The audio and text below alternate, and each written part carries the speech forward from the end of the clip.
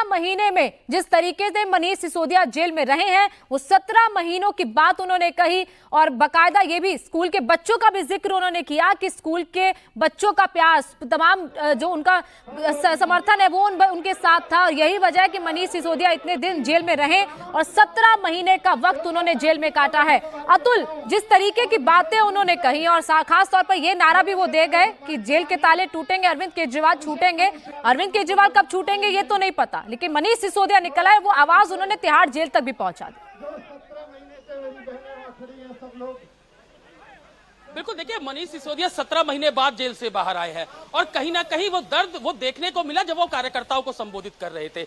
समझने वाली बात यहाँ पर ये होगी गोनिका कि आज जब सुप्रीम कोर्ट ने इस पूरे मामले में आदेश सुनाया तो वो इस केस के मेरिट में नहीं गया। वो जो जांच एजेंसियों ने जो इन्वेस्टिगेशन की है उसके ऊपर सुप्रीम कोर्ट ने कुछ नहीं कहा। सुप्रीम कोर्ट ने कहा कि इसमें इतने डिजिटल एविडेंस है, इतने सारे पेजेस हैं, इतने सारे गवाह हैं और इस पूरे मामले की सुनवाई में वक्त लगेगा। अभी जो मनीष सिसोदिया है उनको सजा नहीं सुनाई गई है, इसलिए उनको ज्यादा समय तक जेल में रखना सही नहीं है। ये तमाम चीजें जो है वो सुप्रीम कोर्ट ने कही और जब 10:30 बजे, क्योंकि 6 अगस्त को यह फैसला रिजर्व हुआ था और आज 9 तारीख को यह फैसला जो है इसके ऊपर सुनाना था सुप्रीम कोर्ट ने, तो आज सुप्रीम कोर्ट 10:30 बजे बैठता है, ऑर्डर इस पूरे मामले के अंदर देता है और ईडी और सीबीआई दोनों ही मामलों में जमानत जो है वो मनीष सिसोदिया को दी जाती है। लेकिन मैं फिर से क्योंकि अभी इस पूरे मामले के अंदर दोष मुक्त नहीं हुए हैं, 45 पीएमएलए के ऊपर कोई जो पूरी बेल की जो प्रक्रिया है उसके ऊपर सुप्रीम कोर्ट ने कही कहा, उसकी मेरिट पर सुप्रीम कोर्ट नहीं गया है। तो अभी क्योंकि इस मामले के अंदर कानूनी लड़ाई काफी लंबी है,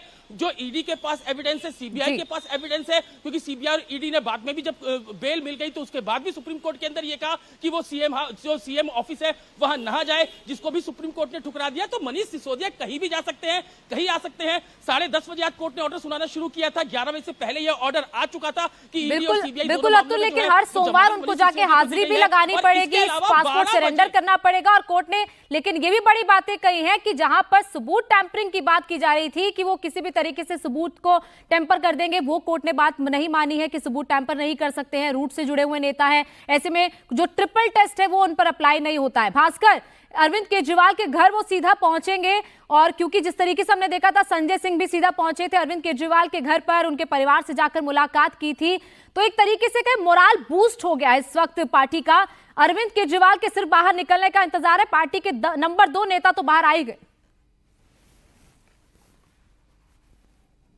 और देखिए, ये पहले से ही माना जा रहा था कि अगस्त का महीना पार्टी के लिए शुभ होगा और बहुत पहले से जो इंतजार कर रहे थे कार्यकर्ता कि उनके बड़े नेता बाहर आएंगे, वो इस महीने में खत्म हो जाएगा और उसकी शुरुआत हो गई है। मनीष सिसोदिया बाहर आ रहे हैं और सीधे वो यहाँ पहुंचेंगे अरविंद केजरीवाल के घर पे, उनकी पत्नी से, उनके माता पिताजी से मुलाकात करेंगे और यहाँ से सीधे अपने घर जाएंगे और अपनी फैमिली से मिलेंगे। जो फैमिली दिक्कत में थी, उनकी पत्नी को परेशानी है, शारीरिक परेशानी है, कोर्ट से अनुमति के बाद वो आके मिलते थे, कम से कम उस पत्नी के साथ अब वो रह पाएंगे, उनकी सेवा कर पाएंगे। ये पहले भी कह चुके हैं कि भयानक बीमारी से ग्रसित हैं, उनको देखभाल की ज़रूरत है, तो वो सब वक्त आप निकाल पाएंगे। लेकिन इसके साथ साथ 1 साल से भी बहुत कम समय बचा हुआ है दिल्ली विधानसभा के चुनाव के लिए और ऐसे में दिल्ली में आम आदमी पार्टी की सरकार चल रही है, दोनों बड़े नेता जेल में थे और ऐसे में उनका मनीष सिसोदिया का आना निश्चित रूप से आम आदमी पार्टी के कार्यकर्ताओं के लिए ये संजीवनी साबित होगा।